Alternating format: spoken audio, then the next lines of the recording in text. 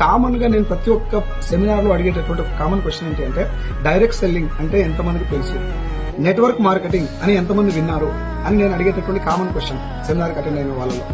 అందులో 98% జనాలకి direct selling, network marketing అనేది తెలియదు. ఇది నాకు సెమినార్స్ ద్వారా పర్సనల్ ఎక్స్పీరియన్స్. అక్కడే ఇంకో గమ్మత్తైన విషయం మీకు చెప్తాను. చైన్ సిస్టమ్ ఎంతమంది విన్నారు అని అడిగితే 75% ఆఫ్ ద పీపుల్ ఆన్సర్ చేశారు. అంటే చైన్ సిస్టమ్ గురించి, మనీ సర్క్యులేషన్ స్కీమ్ గురించి, జనాల్ని మోసాలు చేస్తున్నటువంటి చేయబోయేటటువంటి ఇండస్ట్రీ గురించి మాత్రమే జనాలకు తెలుసు.